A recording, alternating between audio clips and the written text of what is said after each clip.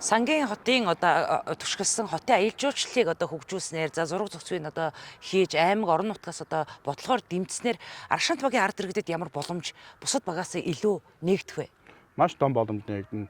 Энд бас их онцлогтой. Манай Аршаант багийн иргэд бол үндсэндээ бас яг нөгөө Ховд аймаг олон үндэстэн ясны үлгий гэдэг шиг яг олон ястан үндэстнэрээ яг амьдарч байгаа ганц баг.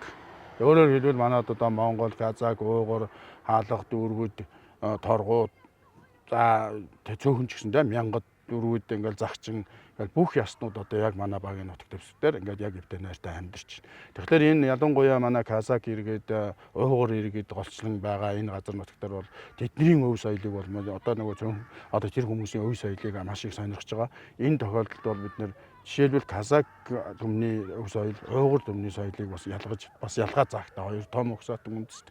Тэгэд ийм ялгаа заагуудыг сайхан гаргаж олон түмэнд хүргэж ингэж олон нийтийн хүртэл болгосон тохиолдолд бол бид нар бол одоо өв соёлоо үнэхээр одоо олон түмэнд сурталчилж энэ лүү хүмүүс очих юмсан, үзэх юмсан, харах юмсан гэдэг тэр олон хүний урсгал ирнэ. Энэ урсгалыг дагаад түүний тэр жуулчдад үйлчлэг үйлчилгээ одоо бусад одоо энд ямар үйлчлэг байна вэ? Унаа такси, автобус танилцуулаа одоо жишээлбэл хоол унд бэлэг дурсгалын зүйл гээл одоо яг энд амьдарч байгаа хүмүүс одоо үнэхээр энэ том боломжууд нэгтэж байгаа гэсэн. Хүмүүний урсгал нэмэгдэж байгаа. Хөгжлийн гол цэг гэж хараад байна л да яг энэ сангийн хэрмэг Ховд хотын төвд байгаа.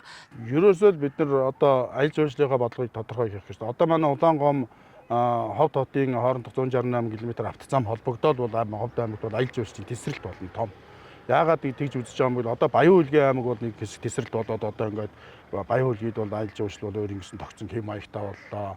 Одоо манай Увс аймаг бас нэгэн одоо аялал жуулчлал. Ховд аймаг бол яг бүх нөөц бололцоонд байгаа. Гэхдээ яг нөгөө нөхцөл цаг нь болоогүй байна гэж хэлэхээр одоо манай Ховд аймаг бол нөгөө үннийг хэлэхэд одоо 3 жилийн дараа манай Ховд аймагт аялал жуулчлал тесрэлт болно. Яагаад гэвэл Ховд аймаг яг өрөнд орныг холбосон замын уулзуур дээр Улаанбаатар юуны том огтлцтой Мянганы замын том огтлцтой ерөөсөө энэ яг юм геополитикийн хувьд түүхэн хувьд ч ерөөсөө маш тийм ашигтай байрлал дээр байгаа хот байхгүй. Тэгэхээр яг энэ хотын тухайд Увс аймаг Улаангом холбогдоор ийм цикл үүсэж байгаа. Засмал замаар ингээ Ховд хот руу, Ховд аймаг руу ирдэг, Баруун аймагуд руу явдаг ийм тэгэхээр урсгал үүснэ. Манай Аршаант багийн нутаг дэвсгэрдэг бол яг улсын чанартай автозам яг дайраа өнгөрч байгаа. Тэр яг таны хэлдэг Аршаан, энэ сангийн гэрмийн яг хажуугаар өнгөрч байгаа учраас бид нар ишээний нэг эргээ сангийн хотыг үзээд явъя л гэдэг хүмүүс л тэр сэтгэл зүг оруулаад сангийн хотоо ирэхэд нь бас зүгээр нэг юм эзгүй хогн дарагдсан баалгас биш нэлээд хөөрхөн танилцуулгатай тогтчлолттой дотор нь гой цэцэрлэг түрээлэн байгуулад хүмүүс ингээд ороод харахад гэдэг ингээд сонирхоод үнэхээр анхаарлын татсан төв болох өрн боломж. Энэ бодлогыг бол угаасаа аймгийн аялал жуулчлалын бодлого тусгацсан энэ ажлууд одоо эхэлж байгаа. Өмнө нь яагаад энэ ажлууд хийгддэггүй байсан бэ гэхээр улс орон аймаг орон нутгийн санхүүгийн хүчнээс бололцоо суул байлаа. Одоо харьцангуй өндөр бас манай Ховд аймаг тун утгагүй өөрөө тэтгэх санхүүтэй болохын боломжууд нэгж дотоодын нийт бүтээгдэхүүний өсөлтөөр бид нар бол баруун хөштэй ихтгэл төгсд хэрэгүүлж байна. Тэгэхээр бидний энэ аялал жуулчлал энэ орлого уул уурхай босод салбараасаа илүүтэй аялал жуулчлалаас болох орлогыг нэмэгдүүлэхэд бол гарцаагүй одоо манай аялал жуулчлалын том төв.